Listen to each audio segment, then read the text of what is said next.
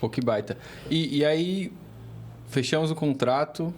Qual que é o processo? Existe uma lógica dentro dessa metodologia de construção ou é projeto a projeto? Então, da necessidade ali. Como é que vocês trabalham até a entrega desses projetos para os clientes? Não, existe um processo, ele é fundamental para o sucesso do projeto. Eu só queria dar um passo para trás e comentar um item que você falou antes, das outras empresas que falavam das dores, assim, né? E a gente entende que a construção civil é uma coisa muito complexa, de fato, assim, né? Tem muita coisa para resolver, assim, para você construir um prédio, basicamente é isso, assim. E acho que muitas dessas dores, elas podem ser resolvidas no projeto. Mas isso depende de muitos fatores. Um deles é quem são os seus projetistas, né? Mas esse não é o único, assim, né? E aí, quando o Felipe fala desse momento comercial, que a gente trabalha muito com... que a gente tem muito resultado de indicação e recorrência, assim, acho que a gente hoje vive um momento também de entender quem são os clientes que compram essa briga junto com a gente, né? Que estão dispostos a participar desse processo de projeto, porque a gente não projeta sozinho, a gente precisa de validação, a gente precisa de discussão. Tem muita situação que a gente está projetando que não é o que o projetista definir, é o que você quer entregar para o teu cliente em termos de produto, né? Isso está claro, dentro da tua construtora está definido, né? E tem muita decisão que a gente toma que não é isso aqui é melhor, isso aqui é pior. Isso aqui é uma tomada de decisão, né? O que eu prefiro, o que o meu empreiteiro prefere, qual que é o padrão do meu empreiteiro, como é que ele costuma executar, né? Como é que ele gosta de receber isso lá na obra. Então, acaba que a gente demanda muito dos nossos clientes durante o processo de projeto e tem muitos clientes que não estão preparados para receber essa demanda, né? Então, eu acho que hoje em dia a gente vive um momento mais consolidado, assim, de mercado e a gente começou também a identificar quais são os clientes que estão dispostos a fazer parte do projeto junto com a gente, assim. Acho que falando dessa parte comercial, era importante citar isso. A galera abraçava a metodologia, mas não se debruçava no processo que demanda a construção daquele projeto de forma correta. Exato. A metodologia é uma metodologia, é um meio, né? O processo é o que garante que você tenha sucesso, assim. E o processo dá trabalho, né? Porque a gente está trabalhando... É isso, assim. Você tem que dedicar tempo, tem que fazer reunião, tem que ter ciclo de revisão. É assim que funciona, assim. Não tem magia, né? Agora, falando sobre o processo... Depois que o Felipe fecha o contrato, ele basicamente passa a bola para mim, né? Então, ele faz todo esse repasse, né, dos objetivos do cliente com o empreendimento, e explica brevemente assim, qual que é o conceito. E aí a gente tem um processo separado em algumas etapas. A primeira a gente chama de kick-off, que é onde a gente faz uma primeira reunião, a arquitetura apresenta ali o projeto, né, o que foi pensado inicialmente. Ora, essa arquitetura está aprovada já na prefeitura, o que nos limita com algumas possibilidades do que a gente pode fazer ali dentro do projeto.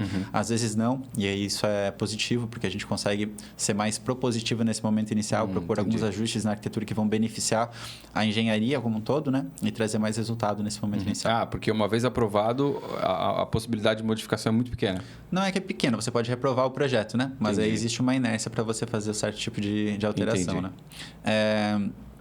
Então, a gente tem esse momento inicial kick-off. Basicamente, a gente alinha premissas para fazer o trabalho integrado, né? Que software que a gente vai trabalhar, qual que vai ser a nossa plataforma de comunicação, como é que a gente vai trocar arquivos, padrões de nomenclatura. Então, uma série de coisas que parecem bem burocráticas, mas também são fundamentais para a gente ter um processo facilitado depois e bem organizado, assim. Depois disso, a gente parte para um estudo preliminar.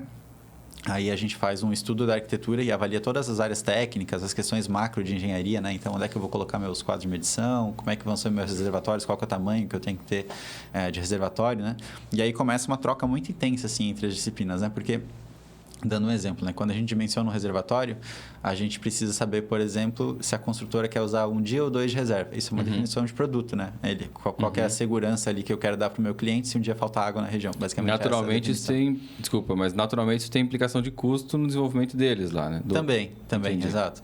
E isso vai impactar basicamente no tamanho do reservatório, né? Então, a gente faz um dimensionamento e a gente passa isso para a arquitetura ajustar no projeto, né? Então, o nosso estudo preliminar, na verdade, ele é uma lista de adequações de arquitetura. Então, essa questão da comunicação, da integração, tem que estar muito alinhada, assim, porque o trabalho ele é muito interdependente o tempo todo, assim. Tudo que a gente define da engenharia tem um impacto na arquitetura, tudo que a arquitetura propõe tem um impacto na engenharia, né? Então, essa comunicação é a chave, assim, do projeto. Então, nesse estudo preliminar, a gente lista uma série de itens macro, assim, de engenharia. A gente libera isso em forma de relatório para arquitetura, para a construtora também, para validação, né? E a gente usa algumas plataformas de comunicação que são web, são interativas, né? Então, é uma forma da gente começar a organizar essa informação. Então, quando eu falava antes de diferenciais da empresa. Eu falei da questão da integração entre as disciplinas, né? Mas acho que outro que a gente pode citar é essa questão da comunicação, assim. A gente preza muito por ter uma comunicação muito organizada, muito respeito ao processo, às etapas, né? Então, a gente usa essas plataformas. Tudo que a gente define está registrado, então a gente consegue rastrear de onde que veio a informação, né? Quando a gente vai começar, a construtora preenche um documento, aquele documento está lá, ele está registrado para a gente saber, a gente está se pautando nisso daqui. Mudou alguma coisa? Beleza, então vamos registrar lá, tal dia teve essa alteração, agora a gente está seguindo essa premissa, né? E todo o processo, ele é mapeado, porque... Dando um exemplo, assim, essas plataformas que a gente usa de comunicação, tem projetos que a gente chega no final, a gente tem mais de 1000 itens que a gente discutiu, né? Então, não tem como você lembrar disso. De tudo, né? Então, basicamente, isso se resolve com organização e registro. Uau. Bom. Não, só complementando do processo, eu vou ser sucinto porque eu posso ficar até amanhã aqui falando sobre ele. Inclusive, essa é uma parte que eu foco bastante na empresa, então se deixar eu vou longe. Depois do estudo preliminar, a gente libera então para a arquitetura fazer essas adequações, né? E normalmente é aí que também entra o estrutural, né? Então a gente não desenvolve a estrutura, normalmente ele entra aí. E a partir do estrutural, a gente vai seguindo uma lógica de anteprojeto, que é onde a gente lança daí modelando já, criando os modelos virtuais ali, o macro da engenharia. Então, antes a gente só analisou o macro, agora a gente está modelando, a gente está consolidando tudo que a gente visualizou naquele primeiro momento, né? E aí a gente começa a entrar numa seara de compatibilização que ela é muito complexa, né? Da gente entender se as minhas formadas têm algum tipo de conflito com uma viga da estrutura, se eu estou conseguindo fazer desvios na garagem, respeitando o pé direito mínimo, se eu estou tendo furando alguma transição, que é algo crítico para a estrutura, então eu preciso fazer uma validação. Então, no anteprojeto, a gente resolve assim, 80% do que é crítico para o produto, basicamente. Ali, essa é a etapa mais densa, assim. Depois a gente tem uma etapa de pré-executivo, que é onde a gente vai para o micro, então a gente vai modelando lá, sai das prumadas, dos equipamentos, a gente vai modelando cada pontinho lá do filtro, o ponto da pia, o ponto do lavatório, do banheiro, né? E vai analisando, vai modelando isso nas paredes, vai analisando se eu consigo, de fato, executar isso. E aí é bem esse processo de simulação da construção que eu falava, né? A gente vai vivendo no computador o que a execução vai vivenciar no canteiro, né? Então, a gente consegue antecipar esses problemas e resolvê-los antes, assim. Claro que não 100%, né? Mas a gente tenta mitigar a maior parte desses problemas que a gente encontra antes. No final do pré-executivo, nosso objetivo é ter o modelo pronto. Então, eu tenho minha obra está pronta, só que está no computador, né? Depois eu tenho que executar ela lá no canteiro. Então, a gente tira desse modelo uma documentação, que a gente chama de documentação executiva, que então a gente gera pranchas, né?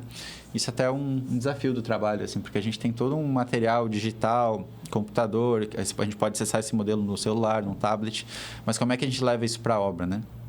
Porque a gente tem construtoras que já têm um pouco esse contato do encanador, tá lá com o celular, olhando o modelo, isso é uma realidade já, assim, mas não são todos os casos. Assim. Não dá para garantir que todo mundo vai ter isso em todas as obras. Perfeito. E também existe uma questão de uma linguagem técnica que é padronizada, assim, que é o que o pessoal está acostumado a ver e é o que a gente respeita. Então, a gente cria toda essa documentação, a gente gera uma série de pranchas a partir desses modelos, né?